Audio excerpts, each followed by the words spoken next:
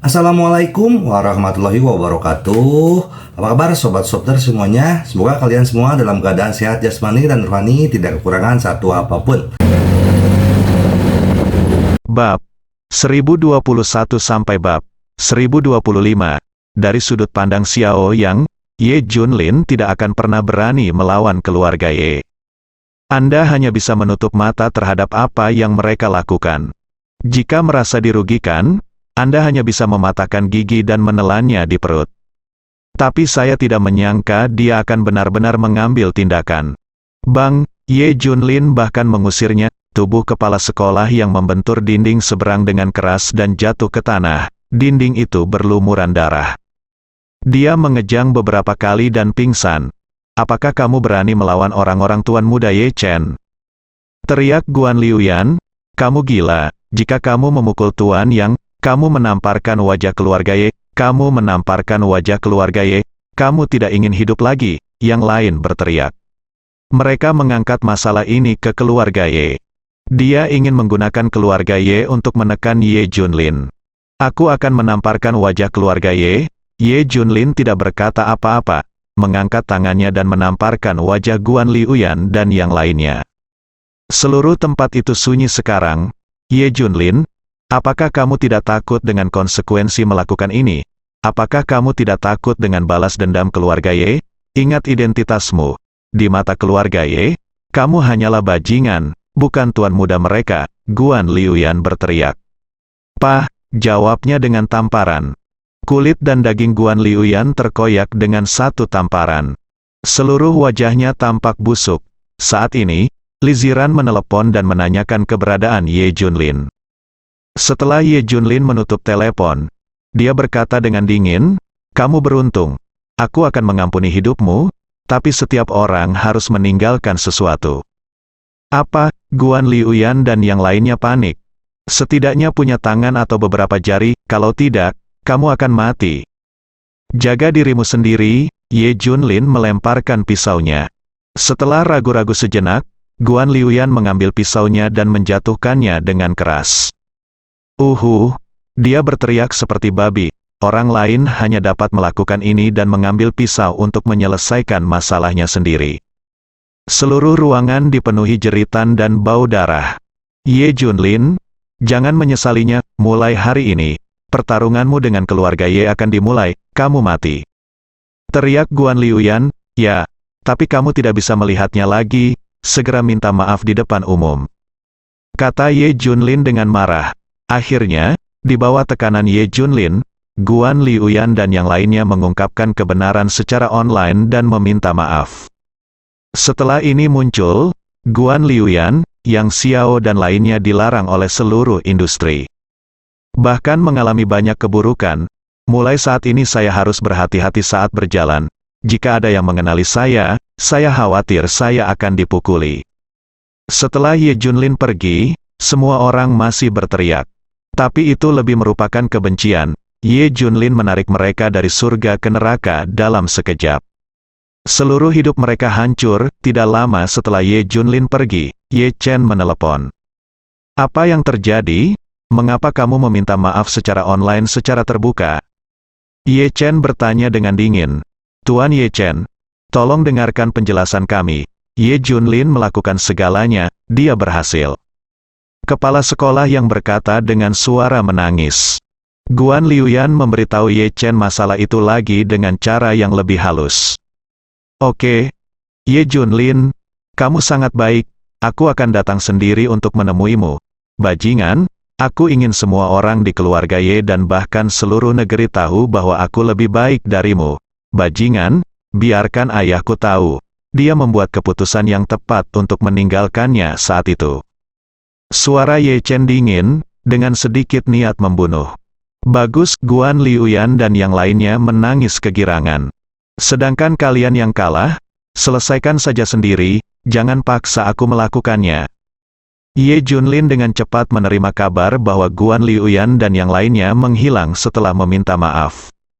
Mayat mereka ditemukan di sungai. Ye Junlin tahu siapa yang melakukannya tanpa berpikir. Keluarga Ye sungguh kejam, jangan biarkan siapapun pergi. Oke, Tunggu sampai hari aku bertarung dengan keluarga Ye. Mata Ye Junlin penuh dingin. Selanjutnya, setelah Li Ziran menyelesaikan keluhannya, dia kembali ke perusahaan. Setelah merombak manajemen puncak perusahaan, semuanya sama seperti sebelumnya. Satu-satunya perbedaan adalah semua orang mengetahui tanggal pernikahannya dengan Ye Junlin. Dia dan Ye Junlin sama-sama aktif mempersiapkan diri. Banyak teman sekelas dan teman Li Ziran menelepon untuk menanyakan. Banyak mantan teman sekelasnya yang belajar di luar negeri juga bertanya. Kebetulan Li Ziran membutuhkan pengiring pengantin untuk pernikahan ini. Sebagian besar usianya sudah menikah dan memiliki anak. Saat ini hanya ada satu pengiring pengantin, Fang Ziqing, sehingga Li Ziran memilih beberapa teman yang ditemuinya saat belajar di luar negeri dan meminta mereka menjadi pengiring pengantin. Pendamping pria Li Ziran meminta Ye Junlin untuk membuat pengaturan. Jika Ye Junlin memilih pendamping pria, dia harus mengantri. Sambil tersenyum, Ye Junlin terdiam. Pikiranku kembali ke hari pernikahan 6 tahun lalu. Pendampingnya adalah Lu Yunting. Sayang sekali dia tidak ada lagi di sini. Hei, Ye Junlin menghela nafas. Dua pria terbaik lainnya adalah Jiang Jingming dan Luo Junhao. Jiang Jingming, dia dan Lu Yunting adalah segitiga besi, dari sekolah hingga tempat kerja. Namun, Jiang Jingming kurang mampu dibandingkan Ye Junlin dan merupakan orang yang ceroboh. Baginya, Luo Junhao adalah seorang guru sekaligus teman. Luo Junhao beberapa tahun lebih tua darinya dan banyak membantunya saat itu juga. Menurut informasi yang diselidiki oleh Zukui, Jiang Jingming dan Luo Junhao mencoba mencari banyak koneksi untuk menyelamatkannya setelah kecelakaan itu, tetapi semuanya gagal. Namun, Luo Junhao memperjuangkan Ye Junlin untuk mendapatkan pengurangan hukuman 2 tahun dari hukuman 8 tahun semula. Setelah itu keduanya menghilang, tidak ada yang tahu kemana mereka pergi. Mereka pasti ada di sana untuk momen pentingku. 6 tahun yang lalu, dia tidak memiliki banyak saudara laki-laki, hanya 3 orang ini. Tapi sudah cukup, Ye Junlin segera mengatur agar orang-orang mengetahui keberadaan kedua orang tersebut. Segera Zukui mengetahui tentang Luo Junhao. Luo Junhao ternyata adalah anak tertua dari keluarga Luo di ibu kota utara. Dia datang ke selatan khusus untuk mengasah dirinya pada tahun-tahun itu. Setelah kecelakaan Ye Junlin, dia kembali. Oke, beri aku informasinya. Ye Junlin memutar telepon Luo Junhao dengan penuh semangat. Halo, siapa kamu? Sebuah suara terkejut terdengar dari ujung telepon. Lao Luo, ini aku. Ye Junlin, apa, Junlin? Suara terkejut Luo Junhao terdengar. Ye Junlin tersenyum, Lao Luo. Aku benar-benar tidak menyangka kamu adalah tuan muda dari keluarga kaya di Beijing. Awalnya, aku mengira kamu berasal dari latar belakang miskin. Jing Cheng, aku. Nada suara Luo Junhao berubah ketika dia mendengar tentang Jing Cheng. Karena dia juga baru-baru ini mengetahui bahwa Ye Junlin adalah anak tidak sah Ye Lingtian dari klan Ye di ibu kota. Apalagi klan Ye juga ingin menyingkirkan anak haram tersebut. Jadi dia sangat khawatir klan Ye akan mengetahui hubungannya dengan Ye Junlin, dan dia mungkin akan marah pada keluarga Luo sebelum pertemuan. Apalagi baru-baru ini, dikatakan bahwa Ye Chen akan menyelesaikan masalah ini secara pribadi. Ini adalah tuan yang kejam. Jika dia mengetahuinya, keluarga Luo akan berada dalam bencana. Junlin, ada apa denganmu? Lao Luo, aku akan segera menikah, dan aku ingin mengundangmu untuk hadir, kamu harus ada di sana. Luo Junhao ragu-ragu dan berkata, Junlin, aku takut itu tidak mungkin. Beraninya dia pergi, akhir-akhir ini, dia khawatir keluarga Ye akan mengetahui hubungannya dengan Ye Junlin. Karena Ye Chen mengancam akan membalas dendam pada semua orang yang dekat dengan Ye Junlin. Meskipun dia berada di ibu kota, dia berteman dengan Ye Junlin. Jika Rang mengetahui hal ini, dapatkah Ye Chen melepaskannya? Sudah terlambat untuk melarikan diri, biarkan dia menghadiri pernikahan Ye Junlin. Beraninya dia ini tidak jelas untuk diberitahukan kepada keluarga Ye. Dia ada hubungannya dengan Ye Junlin. Apakah Anda menunggu keluarga Ye datang dan menghancurkan keluarga Luo? Untuk rencana saat ini, kami hanya bisa berdoa agar keluarga Ye tidak mengetahuinya.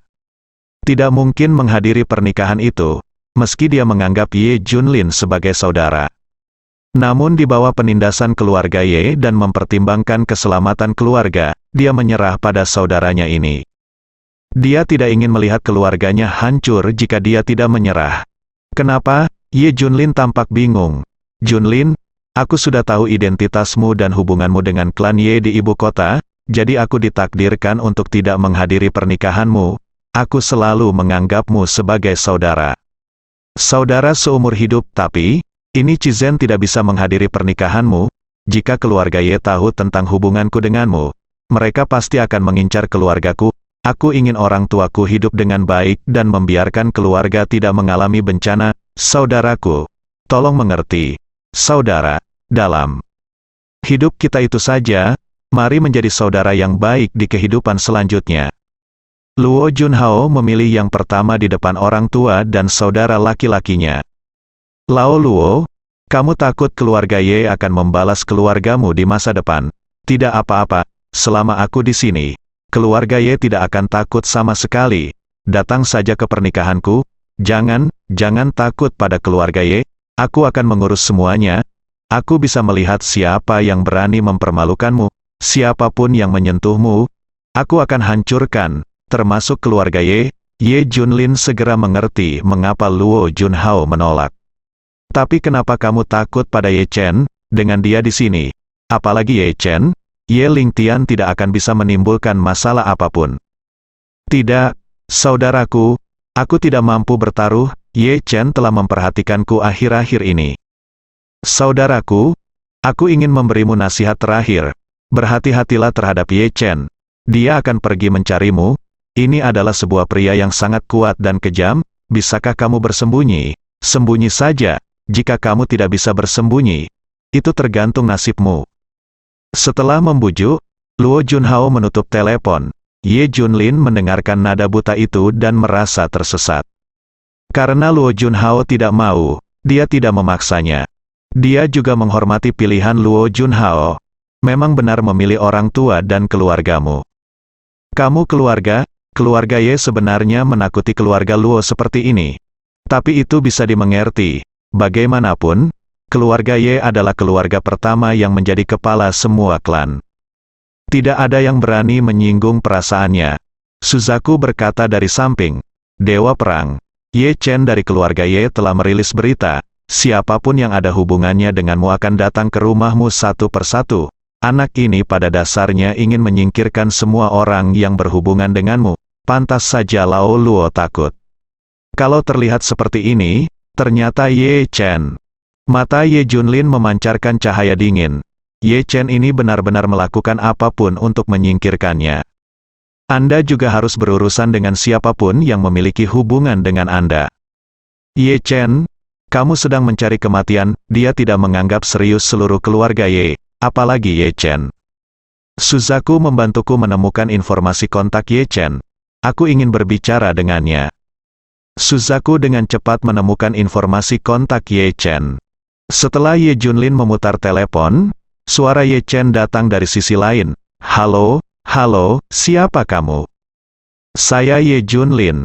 Setelah Ye Junlin mengungkapkan identitasnya, ujung telepon yang lain terdiam dan hanya bisa mendengarkan suara nafas yang berat. Setelah sekian lama, sebuah suara datang dari ujung telepon yang lain. Kamu berani menghubungiku?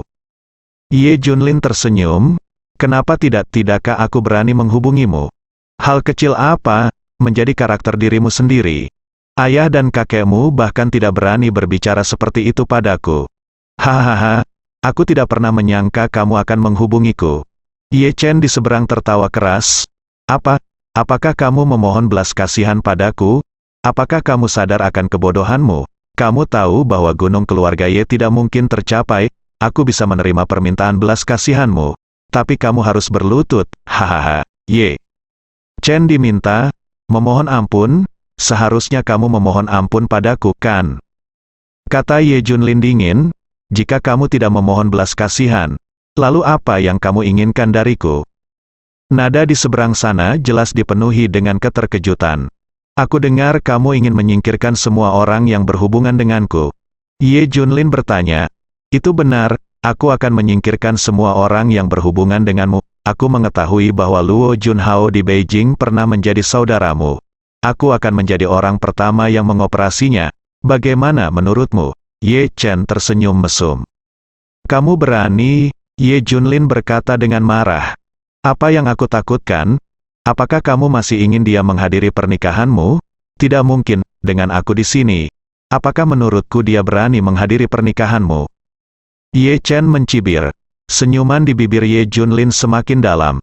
Baiklah, tunggu dan lihat saja, aku benar-benar ingin dia menghadiri pernikahanku. Selain itu, jika kamu berani menyentuh rambut siapapun yang berhubungan denganku, aku pasti akan membunuhmu. Aku, Ye Junlin, lakukan apa yang aku katakan. Tiba. Hahaha, Ye Chen di seberangnya jelas tidak menganggap serius peringatan Ye Junlin. Apakah ada orang di dunia ini yang memperingatkanku? Ye Chen, kamu yang pertama di Daxia. Ye Chen mencibir. Ye Chen adalah pangeran dari klan Ye di ibu kota. Ayahnya adalah pewaris keluarga Ye, keluarga terbesar di Daxia. Ibunya adalah putri dari keluarga Panjang, keluarga bangsawan kedua di Daxia. Dapat dikatakan bahwa Ye Chen memiliki garis keturunan terkuat dan termulia. Kombinasi genetik terkuat antara keluarga pertama dan keluarga kedua. Dia telah dicintai oleh semua orang sejak dia masih kecil, dan dia mendapatkan semua yang dia inginkan. Ditambah dengan kemampuan supernya, siapa di ibu kota yang tahu tentang reputasi Ye Chen? Benar-benar tidak ada seorang pun di dunia ini yang bisa mengancamnya. Dia mewakili keluarga pertama dan kedua Daxia. Identitas dan latar belakang seperti ini unik di Daxia. Siapa yang berani memprovokasi? Ye Junlin, kamu, bajingan, apakah kamu mencoba bersaing denganku? Tanyakan pada dirimu sendiri, apakah kamu layak, kualifikasi apa yang kamu miliki? Ibuku adalah permata di mata keluarga kedua Gritsia, dengan yang tertinggi darah. Dia satu-satunya Anda memenuhi syarat untuk menikah dengan ayahmu dan menikah dengan keluarga Ye. Ibumu berstatus rendah dan garis keturunan rendah. Dia sama sekali tidak memenuhi syarat untuk menikah dengan keluarga Ye. Dia bahkan tidak memenuhi syarat untuk menjadi selir ayahku. Dari segi kemampuan, kamu hanyalah anggota grup Yunting. Bosmu sombong, aku 1000 kali lebih kuat darimu. Aku bisa menghancurkan grup Yunting sampai mati dengan satu jari, berani sekali. Kamu, bajingan dengan darah rendah di tubuhmu, bersaing denganku. Aku ingin menggantikan ayahku, buktikan bahwa dia benar meninggalkanmu sejak awal. Garis keturunan bangsawan lebih kuat daripada garis keturunan rendahan. Aku seperti naga keberadaanku di langit, dan kamu hanyalah seorang penjelajah di tanah. Kamu harus selalu menghormati keberadaanku. Ye Chen meraung. Oke, sangat bagus. Kalau begitu, jika Anda punya cara, silakan melakukannya. Saya ingin melihat seberapa besar kejeniusan darah bangsawan keluarga Ye, kata Ye Junlin sambil tersenyum. Dia sangat menantikan untuk melihat naga asli dari keluarga Ye ini. Apakah seperti yang dia katakan, dia 1000 kali lebih kuat dari dirinya sendiri? Oke, Ye Junlin, tunggu saja. Aku akan membuatmu berlutut di tanah dan menyerah padaku. Ye Junlin menutup telepon. Bai Hu memiliki ekspresi muram di wajahnya, dan dia memohon, Dewa Perang, aku akan ke ibu kota sekarang untuk membunuh bajingan ini. Ye Junlin menatap Bai Hu dalam-dalam. Jika ini tentang kekuatan, Bai Hu pasti bisa membunuh Ye Chen di keluarga pertama Daxia dan melarikan diri dengan utuh. Tapi dia harus mengambil tindakan secara pribadi terkait keluarga Ye. Dia bahkan ingin mengalahkan Ye Chen secara pribadi. Beritahu Ye Lingtian, beritahu seluruh keluarga Ye. Di mata mereka, yang disebut bajingan, ribuan kali lebih kuat dari garis keturunan bangsawan mereka. Buat mereka menyesali keputusannya, biarkan Ye Lingtian berbaring di tanah dan bertobat. Buat seluruh keluarga Ye menyesal, biarkan dunia tahu bahwa orang biasa juga bisa menciptakan keajaiban. Ngomong-ngomong, Ye Chen harus mengambil tindakan terhadap keluarga Luo. Dia baru saja memperingatkanku seperti itu, dan dia pasti akan mengambil tindakan. Kata Ye Junlin, apa yang harus kita lakukan? Semua orang bertanya, Suzaku, periksa apakah ada orang-orangku yang berada di dekat ibu kota. Perintah Ye Junlin, selama 6 tahun ini, Ye Junlin menciptakan banyak legiun dan tim berdarah besi. Meskipun setiap kelompok memiliki jumlah orang yang sedikit, masing-masing kelompok merupakan kekuatan tempur yang sangat kuat. Laporkan kepada Dewa Perang bahwa pasukan Kekaisaran Kavaleri Naga ada di ibu kota. Suzaku dengan cepat mengetahui berita itu. Oke, perintahkan tentara Kekaisaran Kavaleri Naga untuk diam-diam menjaga keluarga Luo tanpa masalah. Perintah Ye Junlin. Setelah memberi perintah, Suzaku berkata, Dewa Perang, yang tidak pernah kuduga adalah salah satu tentara terlarang menunggang naga berasal dari klan Ye di ibu kota. Setelah mendengar ini, Ye Junlin tersenyum. Murid klan Ye dari tentara terlarang menunggang naga ini mungkin adalah seorang jenius yang dibanggakan oleh keluarga Ye. Tapi itu hanya salah satu bawahan Ye Junlin, ibu kota Daxia. Keluarga Luo Junhao sedang berlutut di ruang pertemuan saat ini. Para tetua keluarga Luo memarahi satu demi satu. Lihatlah hal-hal baik yang telah kamu lakukan, menyebut dirimu sendiri sebagai saudara dari bajingan. Tahukah kamu bahwa kamu telah merugikan keluarga? Ye Chen baru saja mengirim perintah. Dia akan datang ke keluarga Luo. Saya pikir saya berasal dari keluarga militer di keluarga Luo, dan dianugerahi segel Kunlun beberapa tahun yang lalu. Saya tidak menyangka bahwa generasi Anda tidak hanya akan kehilangan identitas ini, tetapi juga dimusnahkan karenanya. Keluarga Luo meratap dari atas ke bawah. Segel Kunlun secara khusus dicetak dan dibagikan kepada keluarga militer yang telah memberikan kontribusi luar biasa sebagai hadiah untuk merayakan ketika Dewa Perang Kunlun mengalahkan 18 kerajaan beberapa tahun yang lalu. Keluarga Luo juga mendapatkannya dan selalu bangga karenanya. Apa gunanya memiliki segel Kunlun? Jika kamu bertemu dengan anak hilang seperti itu, keluargamu akan dimusnahkan. Kenapa kamu bisa mengenal bajingan seperti itu? Keluarga Luo mengutuk. Luo Junhao hampir menangis. Di ibu kota, keluarga Luo hanyalah keluarga kecil tingkat 18. Dibandingkan dengan keluarga pertama, mereka seperti semut kecil. Segera, beberapa mobil berhenti di depan gerbang keluarga Luo. Seorang pria tampan keluar dari mobil, tapi dia terlihat kejam. Dia diikuti oleh ratusan Master Super, dan bahkan ada ratusan Master lainnya yang bersembunyi di kegelapan, semuanya melindungi hidupnya. Selain itu, ada armada kendaraan yang menunggu di jalanan sekitar, dan Anda pasti akan sampai dalam waktu 5 menit. Tak jauh dari situ, ada puluhan helikopter pribadi yang berputar-putar, pasti tiba dalam waktu 1 menit.